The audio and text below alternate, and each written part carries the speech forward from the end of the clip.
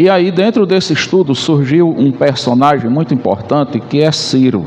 Eu, refletindo essa semana toda, eu queria hoje falar para vocês, trazer alguns textos aí, para a gente falar sobre Ciro e a importância desse homem dentro dessa história para o povo judeu, para o povo de Israel.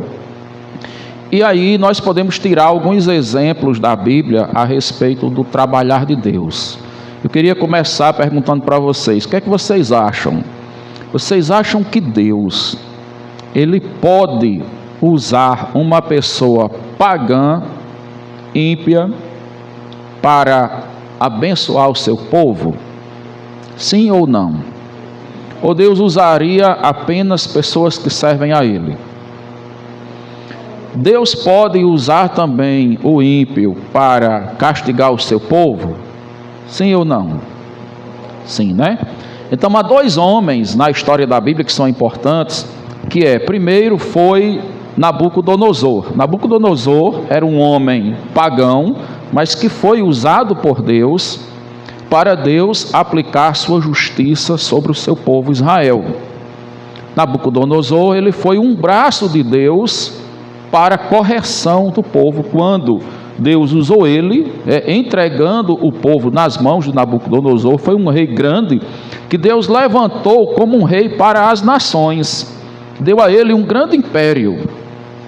E aí, apesar dele ser um homem pagão, que não temia as coisas de Deus, depois ele vai ter toda uma experiência com Deus, ele vai reconhecer Deus como Senhor, mas mesmo assim ele era um homem pagão, mas tem uma experiência pessoal com Deus, e Deus vai usar ele para trazer o povo para o cativeiro, porque o povo tinha pecado, tinha desobedecido a Deus. Então ele vai ser um braço corretor, Então Deus está abençoando o povo por meio da correção, e Deus faz isso hoje. Deus usa às vezes governos, juízes, pessoas que são pagãs, muitas vezes anticristãs, pessoas que não temam a Deus, não honram a Deus, para aplicar sua justiça sobre o seu povo.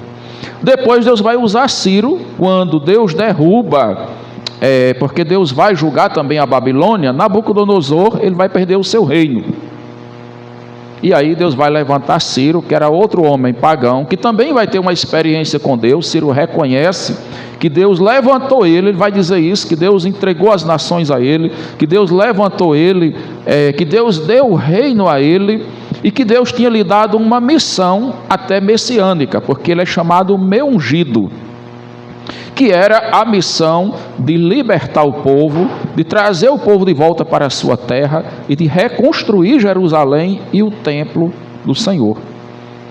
E isso Deus continua fazendo ainda hoje. Se vocês observarem na história da geopolítica mundial, vocês vão ver que sempre vai ter uma nação e um governo que Deus vai sustentar ele como sendo aquele governo mais importante para os países do mundo. Sempre vai ter uma nação mais forte.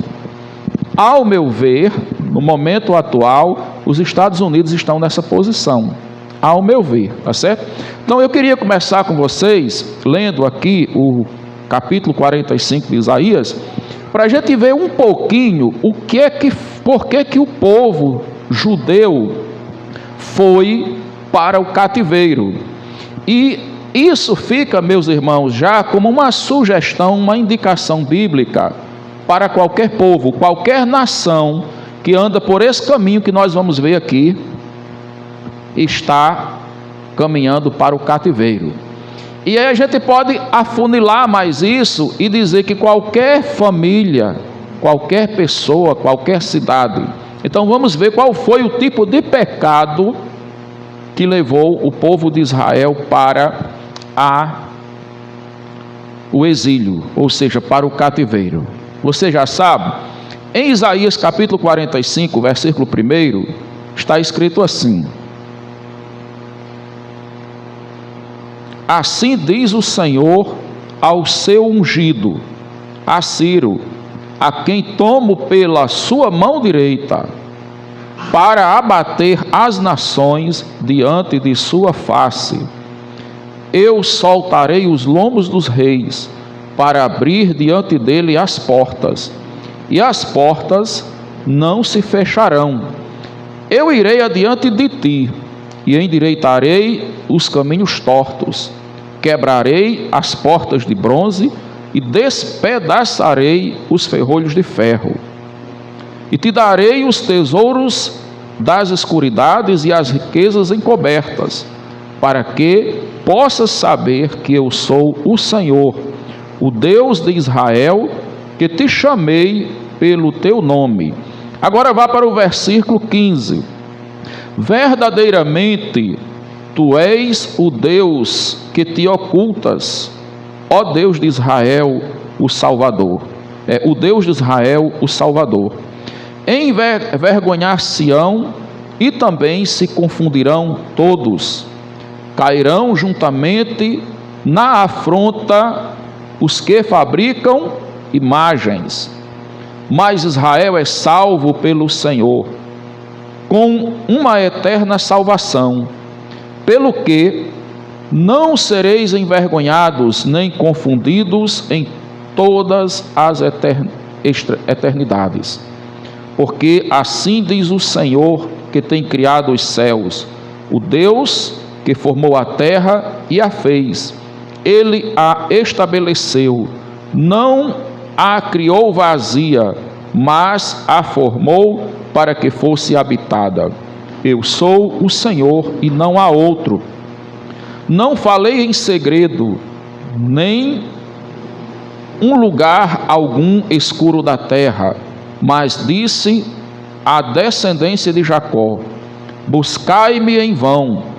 Eu sou o Senhor, que falo a justiça e anuncio coisas retas. Congregai-vos e vinde, chegai-vos juntos, vós que escapastes das nações. Nada sabem os que conduzem em procissão as suas imagens de escultura, feitas de madeira, e rogam a um Deus que não pode salvar.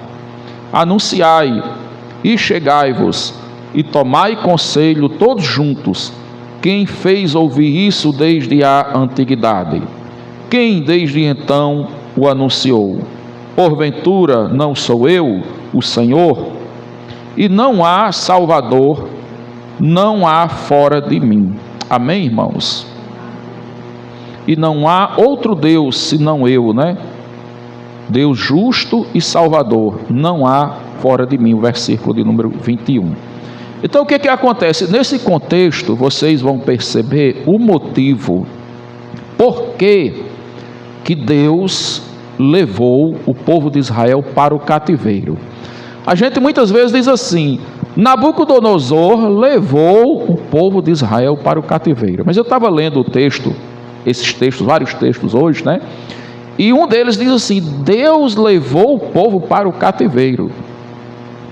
Nabucodonosor foi um braço julgador de Deus para levar ele para o cativeiro. E qual foi o motivo de Deus ter levado o povo para o cativeiro? O principal deles foi a idolatria, né? Se vocês observarem, no versículo aqui de número 19, versículo de número 20, ele vai dizer assim: congregai-vos e vinde, chegai-vos juntos, vós que escapastes das nações. As nações, porque Deus usou várias nações, depois eu vou botar elas aqui para vocês verem, para castigarem Israel por causa da idolatria.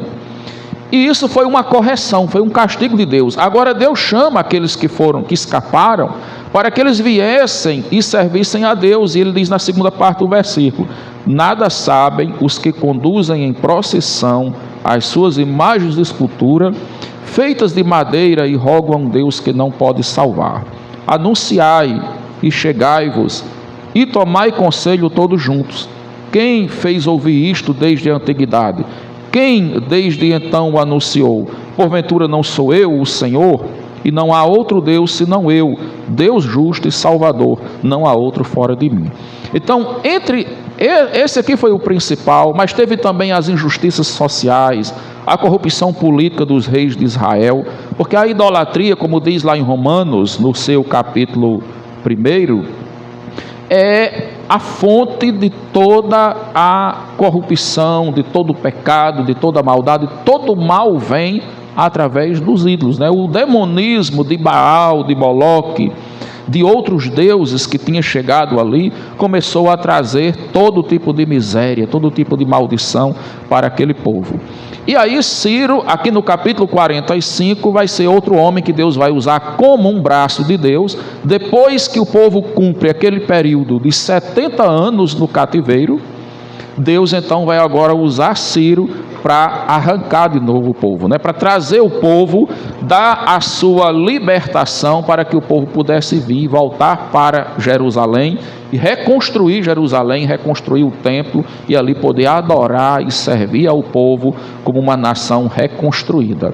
Ele vai ser um instrumento de Deus. No capítulo 45, versículo 1, diz assim: diz o Senhor ao seu ungido, a Ciro.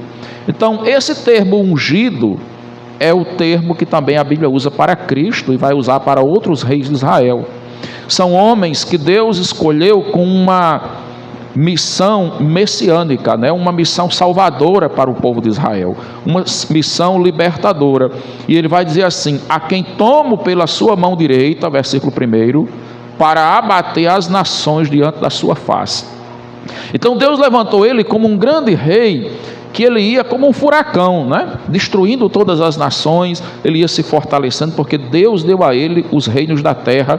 Ele se tornou naquela época a maior potência mundial, e isso foi uma forma de Deus também julgar e castigar a Babilônia por causa dos seus pecados.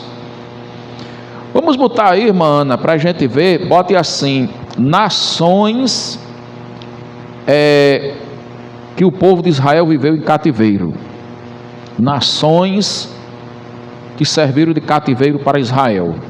Pronto, então você vai ver aí, olha, tem algumas delas, né? As principais nações ou impérios que mantiveram o povo de Israel em cativeiro foram o Egito, né? A gente se lembra do Egito quando lá no tempo de José, né, o povo de Jacó, os filhos de Jacó desceram para o Egito, e lá ficou uma nação, e eles passaram 430 anos lá, foram escravizados.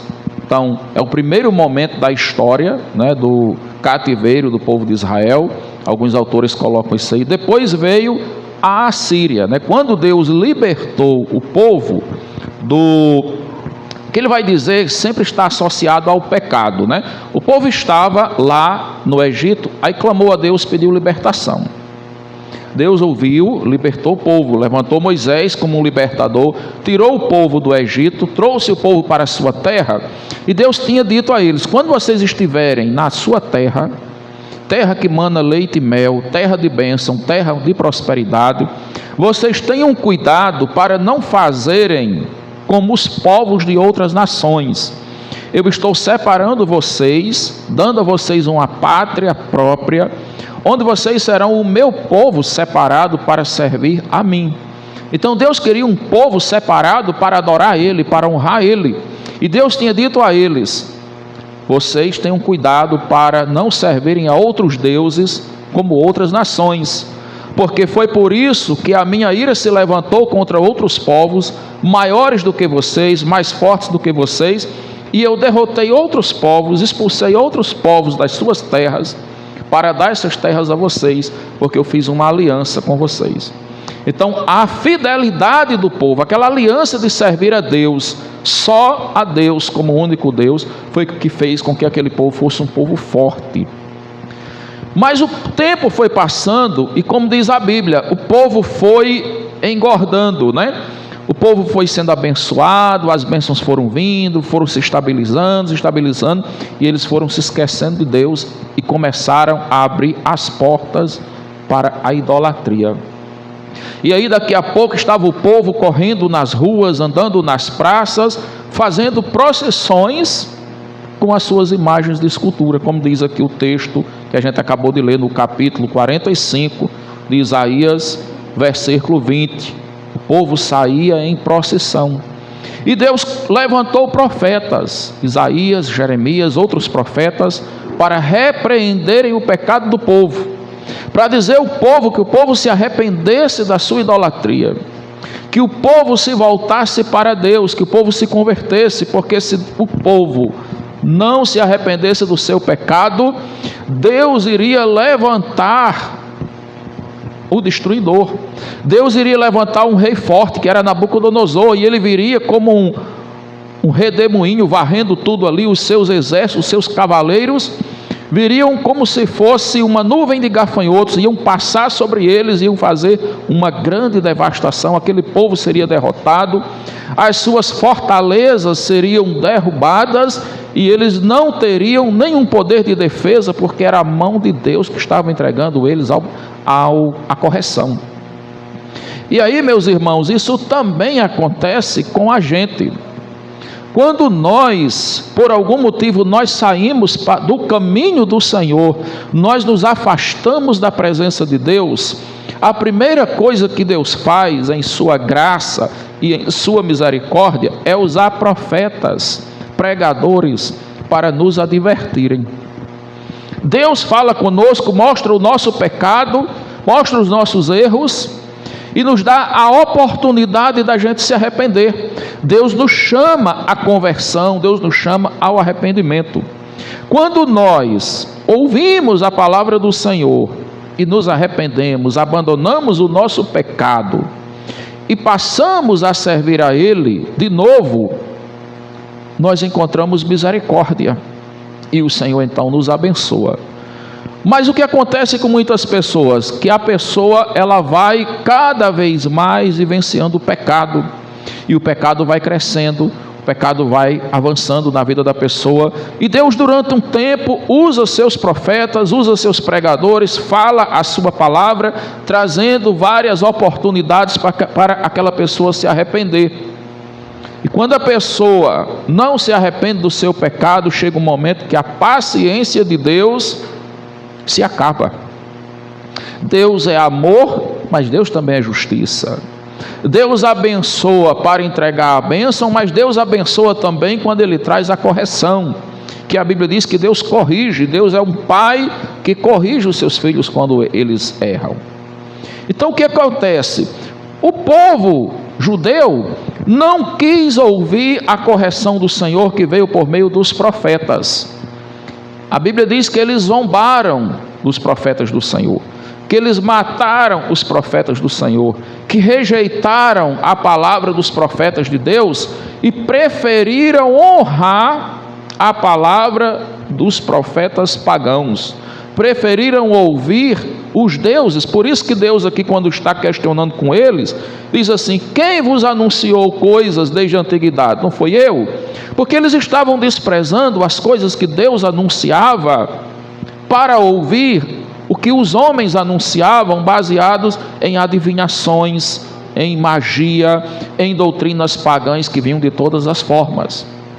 E eu pergunto para vocês: quantas pessoas estão no mundo hoje desprezando o evangelho que é anunciado no nome de Jesus e estão crendo na palavra de homens que anunciam as suas predições, baseados em magia também, baseados na idolatria, baseados no ocultismo, baseados em ensinamentos de homens? Quantas e quantas pessoas olham para esse texto e elas não param para refletir? Então, quando isso está acontecendo, significa que a pessoa está na mesma condição espiritual do povo judeu. Ela está com o coração endurecido.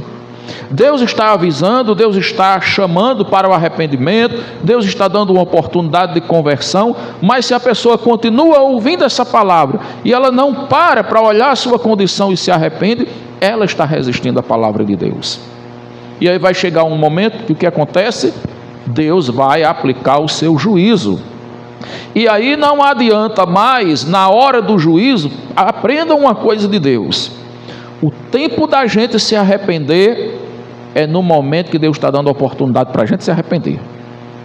Se a gente extrapolar esse tempo, se chegar o tempo de Deus dizer assim, agora eu vou corrigir, não adianta choro nem vela. Você já viu esse ditado? Não adianta mais querer se arrepender na hora de Deus pesar a mão. Vai ter que passar por aquilo que Deus quer. Deus tinha determinado que o povo ia passar 70 anos no cativeiro. Quando eles realmente foram derrotados e foram levados para o cativeiro, viram que Deus estava cumprindo a sua palavra, aí agora queriam chorar. Aí Deus disse, não, agora vocês têm que ficar os 70 anos. O tempo de vocês lamentarem, chorarem os seus pecados, se converterem, porque a Bíblia vai dizer, chorai e lamentai os vossos pecados, converta o vosso riso em choro, né? Desçam no pano e na cinza, desçam no pó e se arrependam, lamentem os seus pecados, mas o povo não queria. Quando o povo viu que o castigo vinha, o povo queria entrar. Você lembra aquela mesma questão também de Noé, né? Do tempo de Noé. Noé passou 100 anos pregando que o povo se arrependesse, porque Deus ia mandar o dilúvio. Ninguém queria acreditar na mensagem de Noé. Ninguém queria se arrepender para poder ser salvo. O povo debochava da palavra de Deus. Quando Deus lacrou a arca, e a chuva começou a chegar, e a água começou a subir, aí o povo viu que o dilúvio tinha chegado mesmo, que agora todos iam morrer, aí o povo começou a clamar do lado de fora. Não tinha mais tempo, não tinha mais oportunidade. Quando chega a hora de Deus aplicar a sua justiça, Ele aplica, e a pessoa tem que passar pelo corretivo. Salvaram-se 8 almas, como diz lá em Pedro, Noé e a sua família. Então, muitos naquele momento quiseram voltar atrás, né? Quando eles viram que o cativeiro chegou, quiseram se arrepender, mas não tinha mais chance. Eles tinham que descer e eles tinham que pagar o tempo que Deus tinha determinado. Lá eles vão se arrepender, vão voltar para Deus, vão clamar, e quando chega o tempo determinado, Deus então tem misericórdia deles, levanta Ciro aqui, que vai ser um libertador, né? Ele é o rei que vai autorizar a volta deles, ele vai dar a liberdade para o povo voltar, e o povo então volta para reconstruir Jerusalém com essa ajuda governamental do rei Ciro. Aí eu falei para vocês o que acontece depois, antes desse cativeiro aqui, né? O cativeiro com Ciro, ele vai acontecer no reino médio persa. Mas a ordem é essa aí: primeiro foi o Egito, depois vem a Assíria. Depois da Assíria, os assírios eram os antigos caldeus, ou os antigos babilônios, né? Os antigos babilônios. A Babilônia, então, vai ser os novos caldeus, os novos babilônios, que vai vir com Nabucodonosor. Esse Nabucodonosor que vai oprimir o povo Nabopolassar, que era Nabucodonosor II.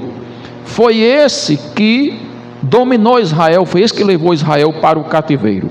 Depois Deus vai levantar Ciro, e Ciro vai fundar o Império Médio Persa e vai derrotar Nabopolassar, né?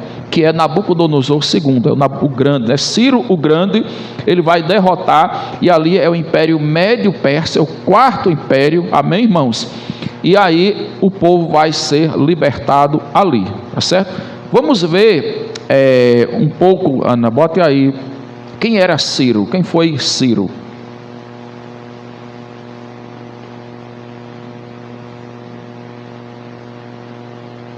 Ou então assim, bote textos bíblicos que falam sobre o rei Ciro, melhor.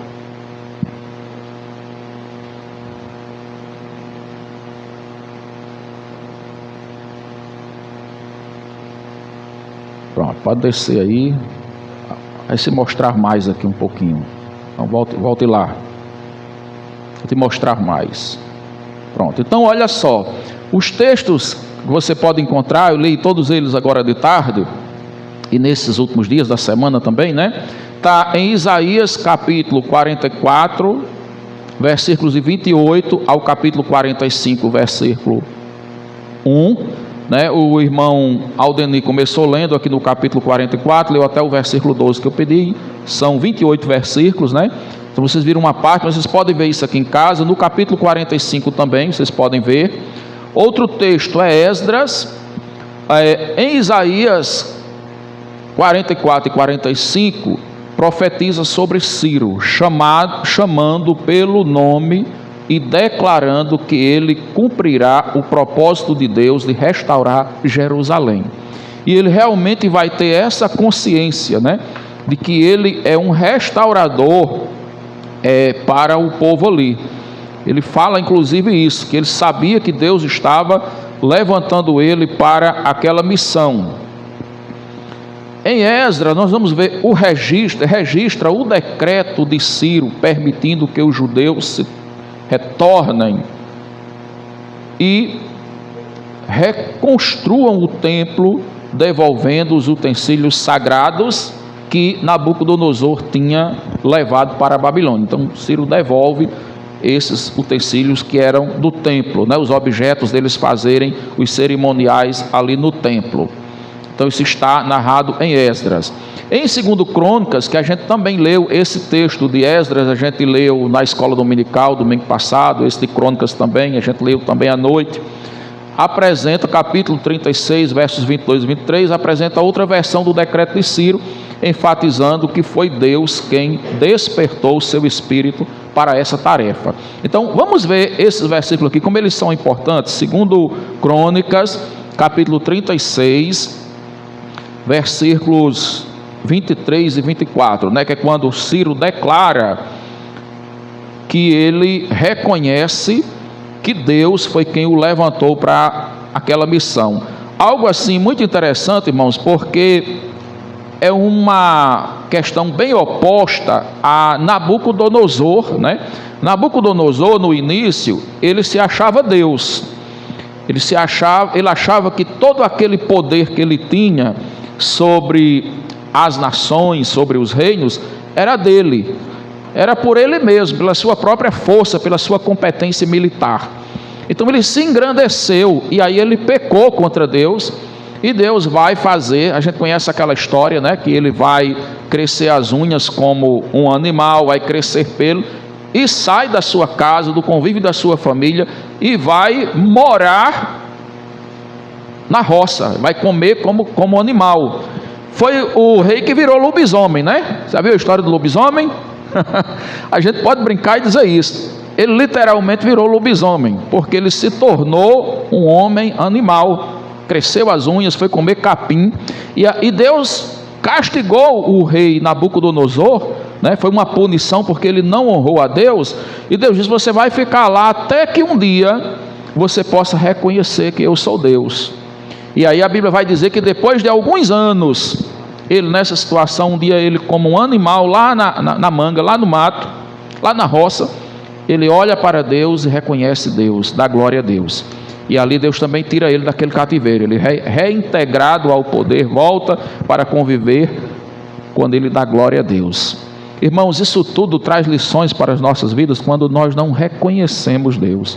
Ele volta e reconhece, ele vai refazer o que ele tinha dito de errado. Ele vai dizer agora que Deus é o Senhor dos reinos, que Deus é quem dá o poder aos homens. E Ciro aqui ele já reconhece, né? Capítulo 36, versos 22 e 23. Eu queria ler para vocês, que diz assim: porém, no primeiro ano de Ciro, rei da Pérsia, para que se cumprisse a palavra do Senhor pela boca de Jeremias, despertou o Senhor o espírito de Ciro, rei da Pérsia, o qual fez passar pregão por todo o seu reino, como também por escrito, dizendo: assim diz Ciro, rei da Pérsia: o Senhor, Deus dos céus, me deu todos os reinos da terra, e me encarregou de lhe edificar uma casa, um templo, né? Uma casa em Jerusalém, que está em Judá. Quem dentre vós é de todo o seu povo, que suba, e o Senhor seu Deus seja com ele. Então ele vai dizer: foi Deus que me deu todos os reinos da terra, o Deus que é o verdadeiro rei da terra, o rei dos reis e o Senhor dos senhores. E aí, irmãos, tudo que eu tenho, tudo que você tem, foi Deus que lhe deu. as nossas posses, a nossa vida, a nossa saúde, a nossa família, os nossos bens, a nossa casa, o nosso trabalho, a nossa vida, é Deus quem dá. E a gente precisa saber honrar Deus, reconhecer Deus. E Ciro realmente foi um grande rei, né? É tanto que isso até foi agregado ao seu nome, ficou conhecido como Ciro o Grande, porque Deus o fez grande e ele reconhece desde o seu primeiro ano aqui para que se cumprisse a palavra do Senhor. E aí ele diz: quem for dentre esse povo, do seu povo, do povo de Israel, está liberado, suba para a sua terra, porque Deus me deu a missão de restaurar Jerusalém, de reconstruir a casa, o templo, né? Então ele vai, o templo era o centro da vida em Jerusalém, tudo partia do templo, a reconstrução espiritual, o centro da vida em Jerusalém começava pelo templo. Tanto é que nós vamos ver nos livros de, se eu não me engano é Ageu, né? O profeta Ageu, quando o povo chega lá para reconstruir, e aí o povo de repente começa a negligenciar, começa a priorizar a sua vida particular, o seu trabalho, as suas casas, e deixam a obra do Senhor para um segundo plano. O que acontece? O povo não prospera. No tempo do profeta Malaquias também aconteceu a mesma coisa. E o povo começa a se questionar: por que nós estamos plantando muito e estamos colhendo pouco? Por que nós ganhamos muito e o nosso salário não rende? Aí Deus vai dizer: porque vocês estão colocando em primeiro lugar a vida de vocês e não o templo do Senhor. Vocês foram chamados para reconstruir o templo. Reconstruir o templo, irmãos, cuidar do templo primeiro é cuidar da vida espiritual. Quando nós cuidamos da nossa comunhão com Deus, da vida espiritual, do lugar de adoração, colocamos a obra de Deus em primeiro lugar, todas as coisas das nossas vidas vão partir dali para as margens das outras coisas. E aquele que cuida das coisas de Deus em primeiro lugar, que sabe honrar a Deus, ele vai ver como Deus não falha, como Deus honra, porque o Senhor diz: eu honro aqueles que me honram. Deus nunca desampara, Deus nunca abandona aqueles que sabem honrar o seu nome. Quando uma porta se fecha, Deus abre uma porta maior. Deus sempre vai prover, Deus sempre vai cuidar, porque Deus, ele é fiel. É muito bom ter essa experiência de servir a Deus assim, né?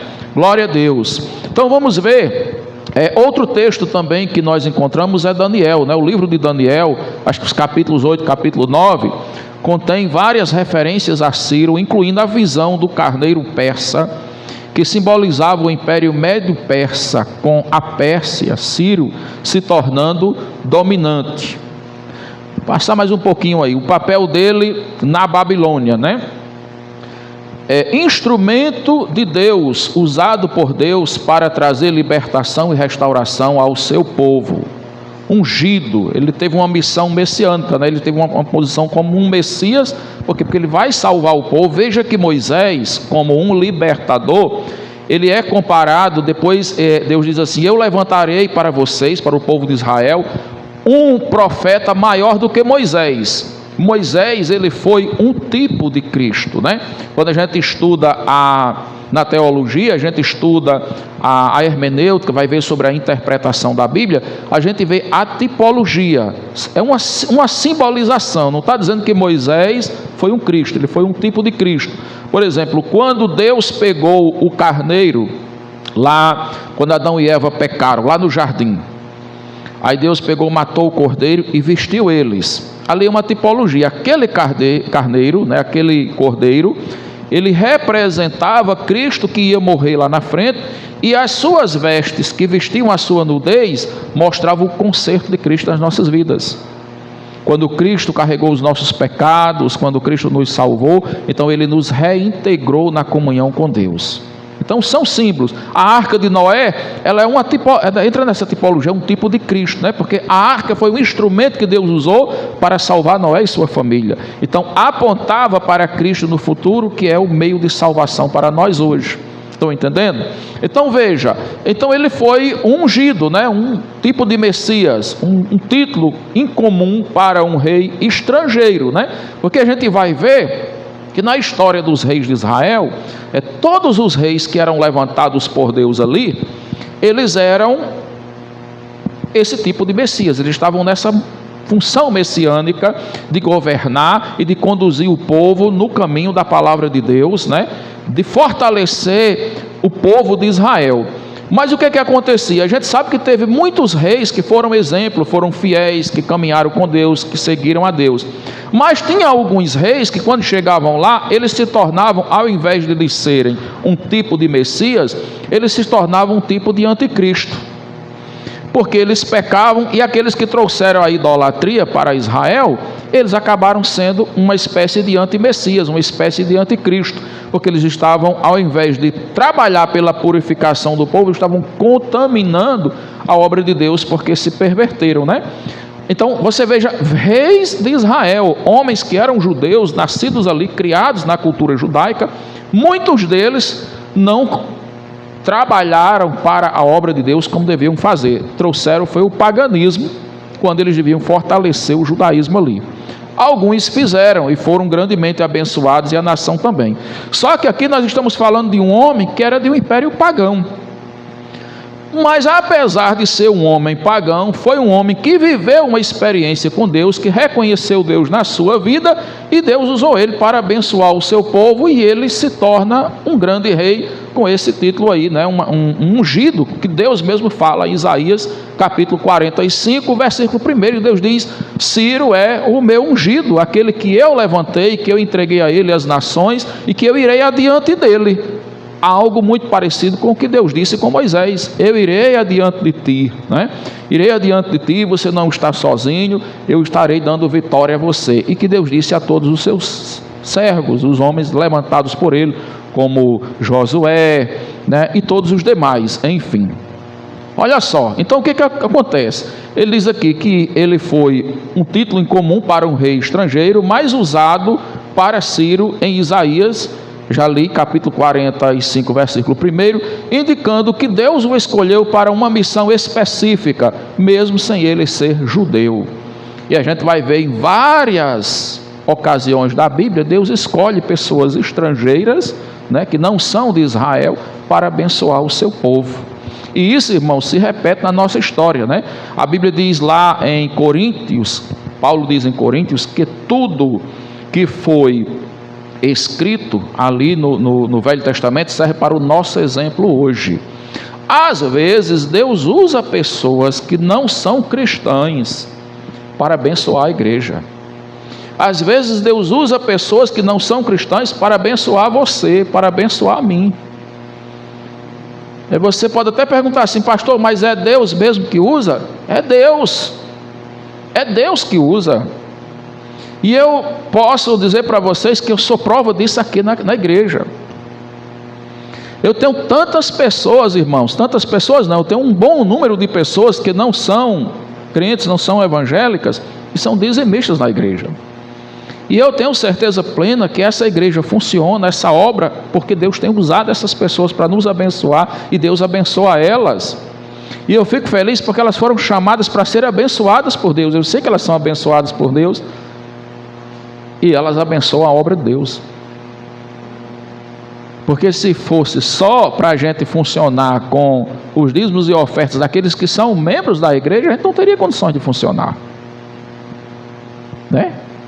E aí todo mês eu vejo isso: Deus, como o Senhor é fiel. Chega aquele momento que eu vejo assim, é aonde eu sei, aonde Deus diz assim: ó, eu estou provando a cada mês que estou com essa obra, eu estou provando a cada mês que sou eu o Senhor dessa igreja, eu estou provando a cada mês que eu sou o Senhor que Ele levantou, que trouxe você nesse chamado para estar aqui, porque Deus tem suprido fielmente. E aí você pode ter a certeza que você, como membro, como congregado, como visitante nessa igreja, o Deus que chamou você para esse trabalho, o Deus que tem chamado você para viver uma experiência de salvação com Ele, Ele é fiel, que Ele vai estar presente na sua vida, em cada momento da sua vida, cuidando de você, sem abandonar você, sem deixar faltar nada a você. É só você confiar, é só você crer no Senhor, é só você buscar no Senhor, apresentar diante dele as suas necessidades, e você vai ver Deus abrindo portas, porque Deus abre portas onde não tem.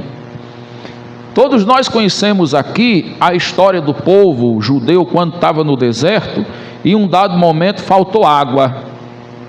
Quando falta água na sua casa, quando falta água numa cidade, num lugar, a gente vai buscar água aonde? Aonde tem, não é verdade? A gente vai buscar água onde tem um olho d'água, a gente vai buscar água onde tem um cacimbão, onde tem uma barragem. Quem vai buscar água onde tem uma pedra, do tabuleiro seco? Mas Deus foi buscar água na pedra. Deus mandou Moisés buscar água na pedra. Deus mandou Moisés buscar onde não tinha e passou a ter, para que Moisés pudesse saber que era Deus que estava com ele, para que o povo pudesse saber que ali estava servindo a um Deus forte e poderoso, que abre portas aonde não tem. Talvez você até esteja vivendo uma situação que você olha agora e você não veja a possibilidade de uma porta aberta, mas eu quero dizer para você que aonde você não vê, Deus vê. Amém? Aonde você acha que pode não abrir-se uma porta, se Deus quiser abrir ali, Deus vai abrir ali, e Ele pode abrir em qualquer lugar. E aí a rocha deu água, e de repente o deserto tornou-se um manancial. E é isso, irmãos, que Deus faz nas nossas vidas. Quando nós caminhamos sem Deus, os nossos mananciais podem virar desertos, as nossas fortalezas podem virar palha. Mas quando nós caminhamos com Deus, os nossos desertos podem virar mananciais, e as nossas palhas podem virar fortalezas, porque Ele é o Deus que faz. Glória a Deus. Então, continuando aqui, diz assim: Ciro, ele estava cumprindo profecias, né? Quando você lê aqui em 2 Crônicas, no capítulo 36, versículos 22 e 23, diz que para que se cumprisse a palavra do Senhor que foi dito por meio do profeta Jeremias. Deixa eu dizer uma coisa para você: toda palavra que Deus tem falado para você se cumpre. Deus diz que ama os que Ele amam, Deus diz que honra os que Ele honram. Então a palavra do Senhor, meus irmãos, ela se cumpre. E aí, para que se cumprisse, Ciro mesmo vai dizer, para que se cumprisse a palavra do Senhor. Então Deus tinha falado por meio do profeta Jeremias, né? E ele vai cumprindo profecias. Suas ações validaram as profecias de Isaías e Jeremias sobre o fim do exílio. Agora deixa eu mostrar para vocês um pouco sobre essa questão, como é que vai acontecer esse exílio. Já falamos de 4 nações, né? Nós falamos do Egito, nós falamos da Assíria, nós falamos da Babilônia e falamos da Pérsia, né? E se eu não me engano teve outro aí, a Assíria, Egito, Assíria, Babilônia, Pérsia. Teve mais outro aí que eu não estou lembrado agora. Mas os principais foram esse da Pérsia e o da Babilônia. Assíria, Babilônia e Pérsia. A Assíria, como eu falei para vocês, eram os primeiros babilônios. Depois vão vir os novos babilônios ou caldeus, né? O Nabucodonosor ali. Mas eu queria pedir à irmã Ana para procurar aí o reino de Israel, né? A divisão do reino de Israel. Pode ser mapa e pode ser texto. Divisão do reino, onde tem reino do norte e reino do sul, Aninha. O reino do norte, eu vou dizer para vocês aqui, né? Que era o reino de Israel, com capital em Samaria. Era o reino que estava com as 10 tribos. Aqui. Pode ser esse texto mesmo, mano, os textos. Porque se não pegar um mapa bem dividido assim, fica melhor o texto. Que era o reino dividido em reino do norte e reino do sul, né? O reino dividido na Bíblia refere-se ao período em que a nação israelita foi dividida em 2 reinos, o reino do norte e o reino do sul. A partir dessa divisão, o reino do norte é referido na Bíblia como Israel, né? O reino de Israel, que tinha como capital Samaria. Esse lado do norte foi o lado que se corrompeu primeiro. Então eles se misturaram com outros povos. Vocês lembram que Deus tinha feito a eles recomendações lá no Velho Testamento? Deus tinha dito: olha, vocês quando entrarem na terra de vocês, vocês não devem se misturar com povos pagãos. O casamento misto, né? Não deem seus filhos às suas filhas, nem suas filhas a seus filhos, porque eles vão perverter o caminho de vocês. eles vão levar vocês para o pecado. E aí, meus irmãos, essa palavra ela é muito importante, porque isso também é uma recomendação para a igreja hoje. Quantos jovens da igreja, rapazes e moças, estão hoje se desviando do caminho do Senhor, porque estão namorando com pessoas que não servem a Deus? Quantos estão mantendo a integridade e dizer assim: eu sou um rapaz da igreja, né? Você é uma moça da igreja, vai esperar no Senhor para orar, para Deus mandar a pessoa certa para você namorar e para você casar.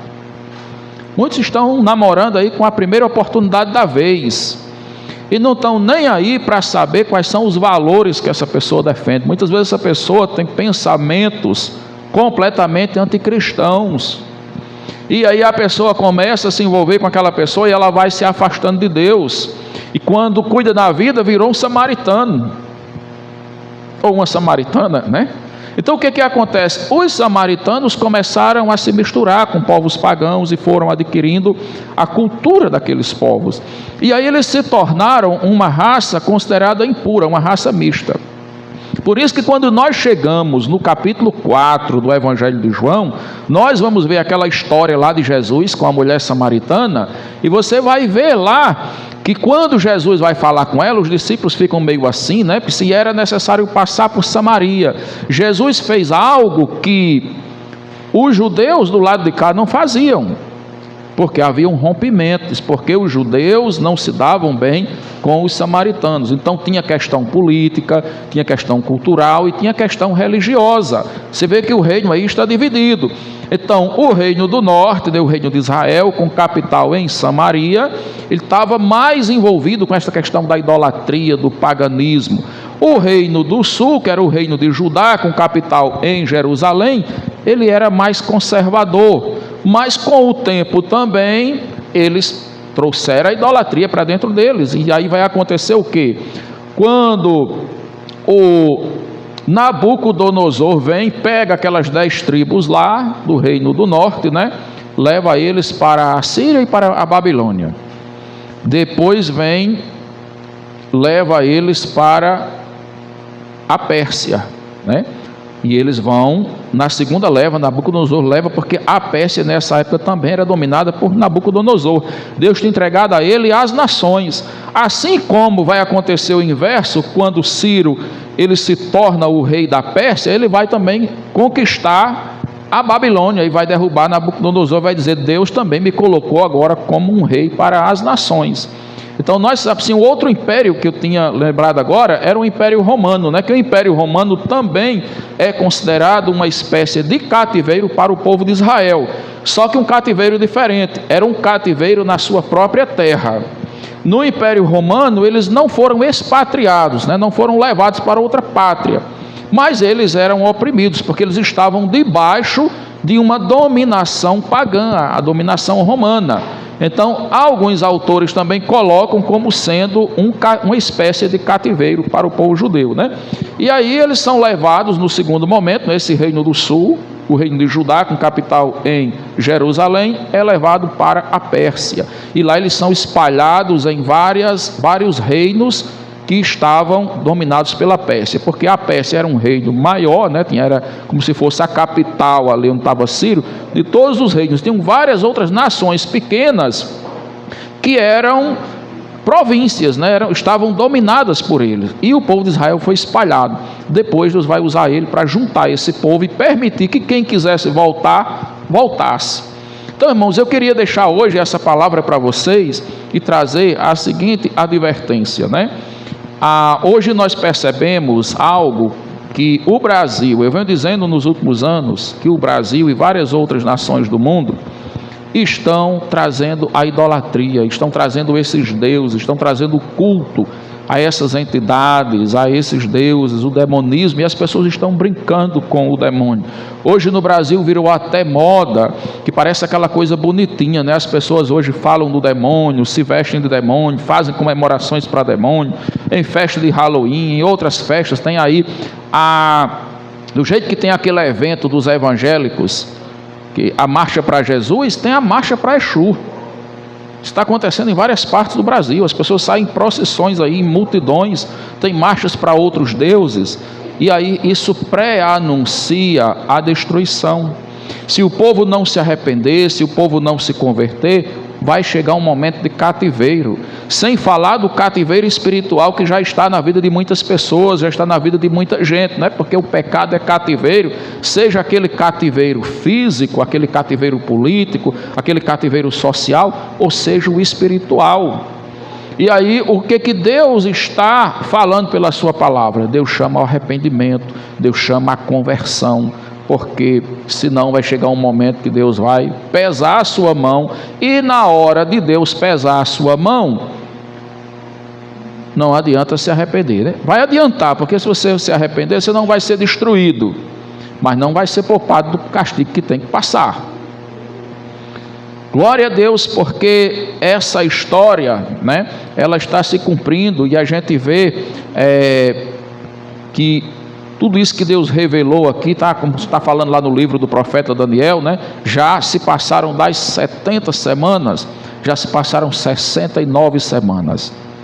E aí nós estamos naquela questão assim, 69 mais 1,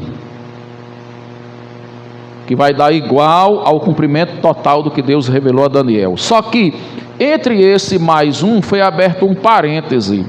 Deus interrompeu lá, como eu tinha dito no estudo passado, porque Deus lembrou-se de você, Deus lembrou-se de mim, Deus lembrou-se da cidade de Bom Sucesso, Deus lembrou-se de todas as nações que não são israelitas, e Deus deu essa pausa para poder direcionar a nós o nosso chamado, para poder chamar o seu povo para se converter da idolatria, para se converter da feitiçaria, para se converter de todos os pecados. Então a palavra de hoje, que eu quero deixar para concluir a nossa mensagem, é aquele vinde a mim de Jesus Cristo. Vinde a mim todos que estão cansados, sobrecarregados, e eu vos aliviarei. Tomai sobre vós o meu jugo e aprendei de mim, que sou manso e humilde de coração. Mateus capítulo 18, versículo 3, né? Diz assim: arrependei-vos, pois, e convertei-vos, para que sejam cancelados os vossos pecados. Se não vos converterdes, de modo nenhum entrareis no reino dos céus, diz lá em Mateus. E esse Atos, capítulo 3, versículo 19, né? Arrependei-vos, pois, e convertei-vos para serem cancelados os vossos pecados. O pecado nos afasta de Deus, e o pecado sempre traz problema para as nossas vidas. Então saia do pecado hoje, entre numa aliança com o Senhor, para que você possa crescer e prosperar na vida e ser abençoado em nome de Jesus. Que Deus lhe abençoe em nome de Jesus.